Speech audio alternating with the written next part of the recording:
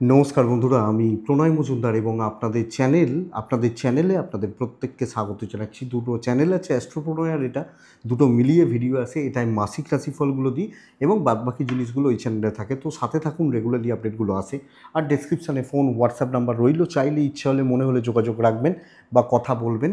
তো বন্ধুরা, জুন মাসের রাশিফলের ভিডিও এটা, অর্থাৎ আপনি মেষ থেকে মীন রাশির মানুষ হলে এই সিরিজটায় জুন মাস কী রেজাল্ট দেবে তার আলোচনা, তার পূর্বাভাসগুলো এই ভিডিওতে করার চেষ্টা করব। তো বন্ধুরা, আপনাদের চ্যানেল যেহেতু, সাথে থাকতে হবে এবং ডেসক্রিপশানে ফোন বা হোয়াটসঅ্যাপ নাম্বার আমি দিয়ে রাখলাম। তো ইচ্ছা হলে মনে হলে চাইলে যোগাযোগ রাখবেন, কথা বলবেন, অসুবিধা নেই। তো চলুন শুরু করা যাক।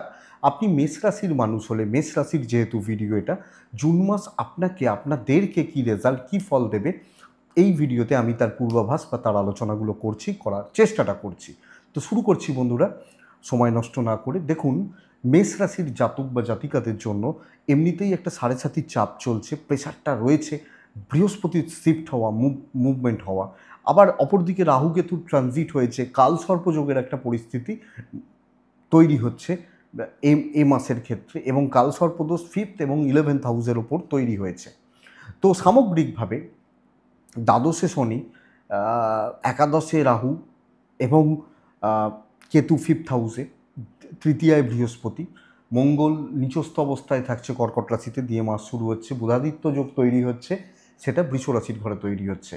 তো এবং শুক্রের অবস্থান মেষে মাস শুরুর ক্ষেত্রে।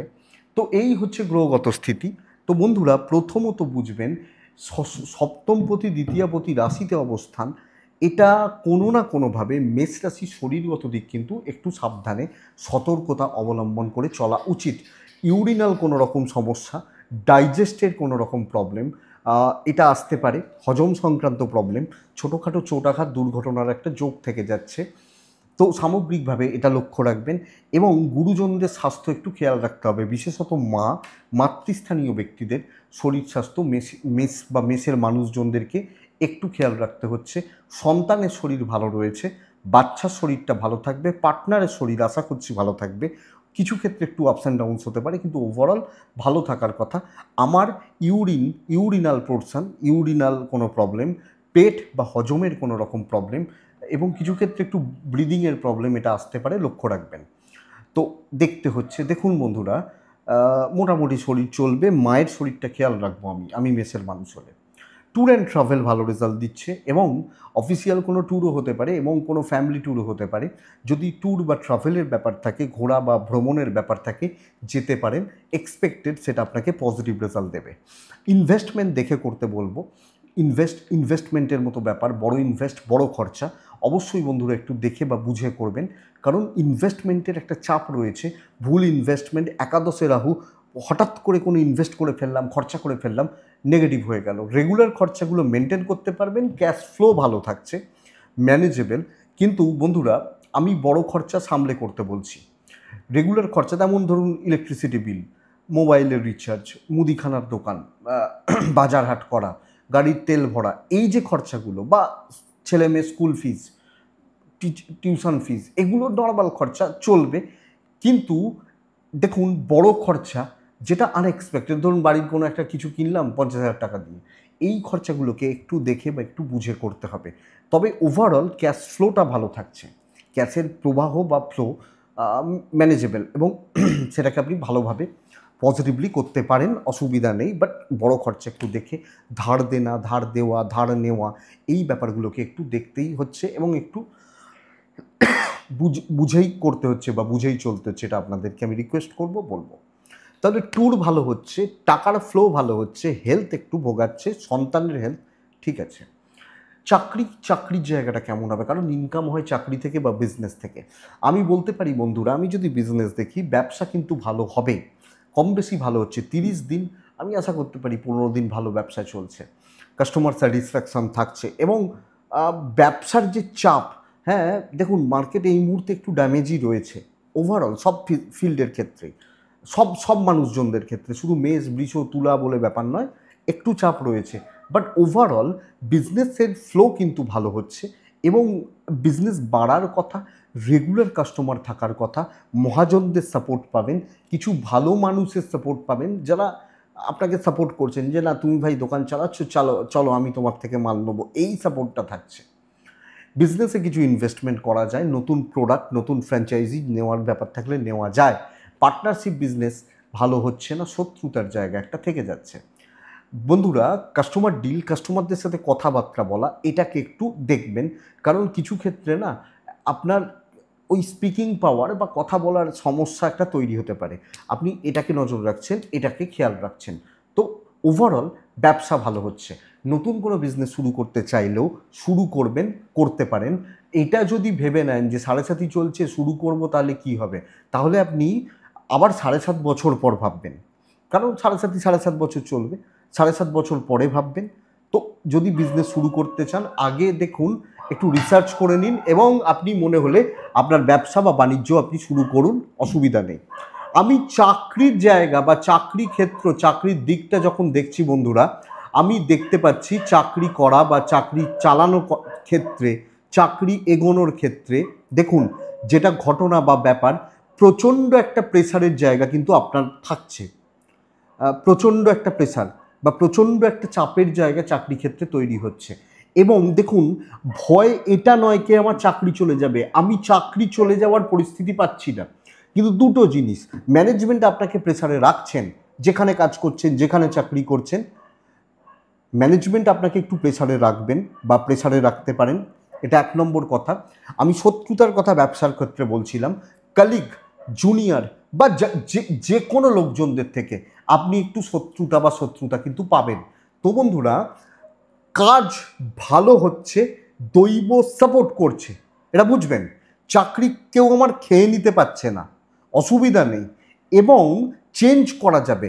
কিন্তু চাকরি ক্ষেত্রে আপনাকে 2 টাকার কাজ করতে হয় তো আপনাকে 2.5 টাকা, 3 টাকা, 4 টাকার কাজ করতে হবে, কারণ প্রেসারটা এখানে বা প্রেসারটা এই জায়গাতে রয়েছে।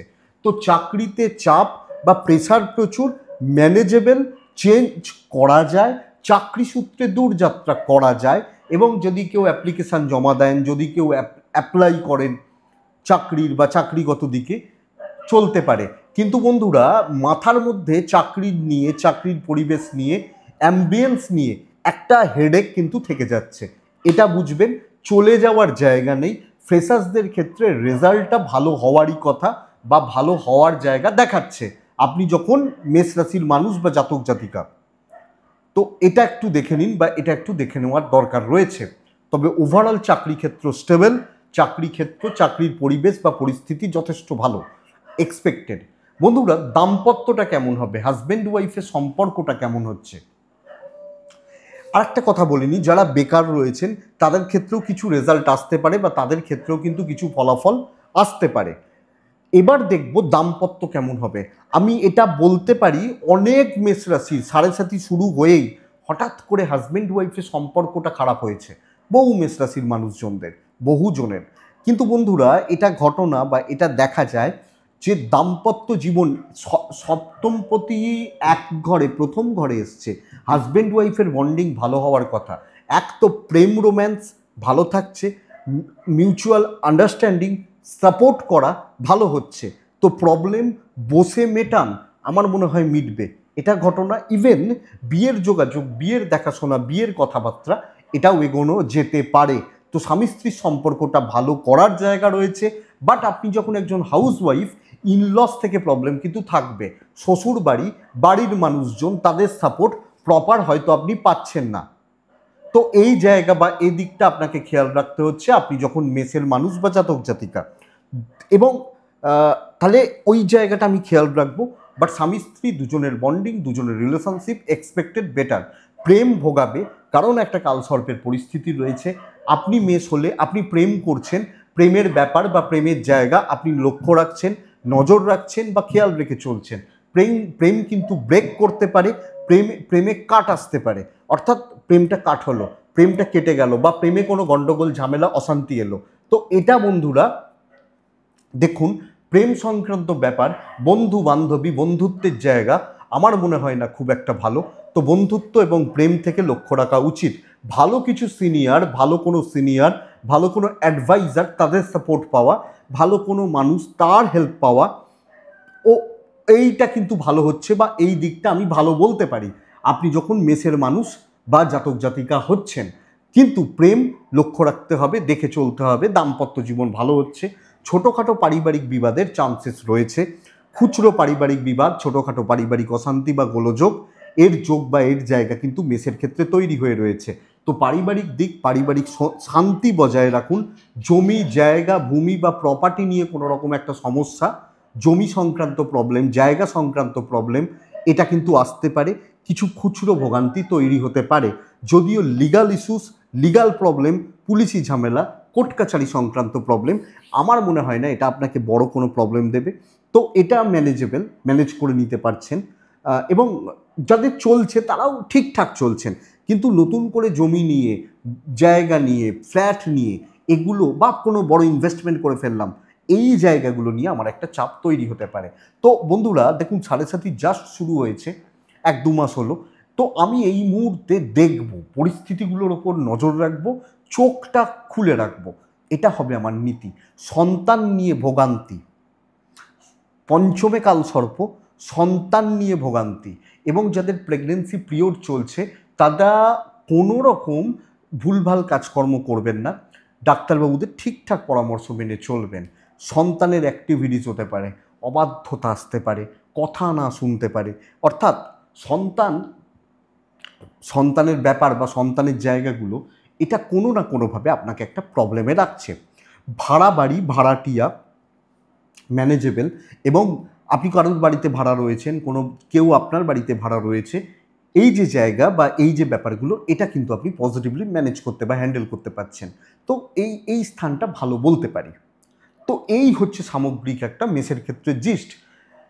এডুকেশানটা আমি লাস্টে রাখি, কারণ আমি এডুকেশানটাকে একটু ভালোভাবে বলার চেষ্টা করি। দেখুন, এই মুহূর্তে মেসের এডুকেশানে কিন্তু কোনো প্রবলেম হওয়ার কথা নয়। প্রাইমারি লেভেলের এডুকেশান, বাচ্চাগুলো যারা মাধ্যমিক বা এইচএস লেভেল, এদের পড়াশোনা টিচারদের সাপোর্ট, পড়াশোনা যথেষ্ট ভালো হবে। কিছু ক্ষেত্রে একটু মনোসংযোগে ঘাটতি আসতে পারে, কনসেন্ট্রেশন একটু প্রবলেম আসতে পারে, বাস এইটুকু। বাট ওভারঅল পড়াশোনা, প্র্যাকটিস এটা ভালো হচ্ছে। আপার প্রাইমারি, গ্র্যাজুয়েশান, মাস্টার্স পর্যন্ত যথেষ্ট ভালো রেজাল্ট এক্সপেক্ট করব। উচ্চশিক্ষা যথেষ্ট ভালো রেজাল্ট এক্সপেক্ট করব। যারা ধরুন ওই চাকরির পড়াশোনা করছেন, ম্যানেজমেন্ট, ল, ইঞ্জিনিয়ারিং এই ধরনের পড়াশোনাগুলো করছেন, তাদের পড়াশোনা ভালো হচ্ছে। কম্পিটিটিভের জন্য যারা তৈরি হচ্ছেন তারা ফ্রুটফুল, ভালো রেজাল্ট পাচ্ছেন। একদম উপর লেভেল যারা পিএইচডি, রিসার্চ ওয়ার্ক বা এই পড়াশোনাগুলো করছেন তাদের ক্ষেত্রে বেশ চাপ আছে। বিদেশে গিয়ে কোনো রকম পড়াশোনা করছি, কোনো না কোনো প্রবলেম অ্যারাইজ করছে, বাধা পড়ছে। এই মাসটা দেখা যাবে যেরকমভাবে হওয়া উচিত ছিল, এরা তো খুব সিরিয়াস স্টুডেন্ট। যারা পিএইচডি করছেন তারা একদম টপ লেভেলের পড়াশোনা করছে, তারা ভীষণ সিরিয়াস স্টুডেন্ট ধরতে পারি। তো এদের পড়াশোনার জায়গাটা একটু হ্যাম্পার হচ্ছে বা একটু ডিস্টার্ব হচ্ছে, এই জায়গাটা খেয়াল রাখবেন। তবে গ্র্যাজুয়েশান, মাস্টার্স পর্যন্ত পড়াশোনা যথেষ্ট ভালো। তো বেস্ট অফ লাক বন্ধুরা, পড়াশোনা ভালো হবে। 3টে নক্ষত্র পার করে, আমি একদম জিস্টগুলো ধরে ধরে বলার চেষ্টা করছিলাম। 3টে নক্ষত্র পার করে, অশ্বিনী, ভরণী এবং কৃত্তিকা নক্ষত্র। অশ্বিনী নক্ষত্র গুপ্ত শত্রুতার সময় সাবধানে চলবেন, গুপ্ত শত্রুতা। ভরণী এক্সপেন্স কমান, না হলে ম্যানেজ করতে পারবেন না, অতিরিক্ত খরচা, অর্থের ক্রাইসিস। কৃত্তিকা নক্ষত্রের জাতক বা জাতিকারা গুরুস্থানীয় ব্যক্তিদের থেকে শত্রুতা, একটু সিনিয়র, একটু, হ্যাঁ ধরুন আমি মাধ্যমিক দিচ্ছি, 11 পড়া ছেলেটা বা মেয়েটা একটু সিনিয়র, এই লেভেল একটু ওপরের লেভেল এবং মোটামুটি ওপরের লেভেল, এদের থেকে সাবধান। এদের থেকে শত্রুতা, গোলমাল, গোলযোগ কিন্তু তৈরি হতে পারে বন্ধুরা। তো এটা লক্ষ্য রাখবেন। এটাই ওভারঅল মেষ রাশির ক্ষেত্রে জুন মাসের রাশিফল। জুন মাস কেমন যাবে, কি হতে পারে, কিভাবে চলতে পারেন তার একটা তথ্য। আশা করছি ভিডিওটা কাজে লাগবে, ভিডিওটা চলতে গিয়ে সাপোর্ট করবে। তো এটুকুই থাক। জুন মাসের প্রথম ভিডিও এটা। আমি প্রথমে শুরুতে মনে হয় মে মাস বা এরকম কিছু একটা বললাম, জুন মাসের রাশিফল বললাম বন্ধুরা। তো এটাই জুন মাসের রাশিফল। আশা করছি ভিডিওটা 5% হলেও চলতে সাহায্য করবে, বুঝতে সাহায্য করবে। তো এটুকুই থাক। ভালো থাকুন, সুস্থ থাকুন এবং বন্ধুরা শান্তিতে থাকুন। নমস্কার।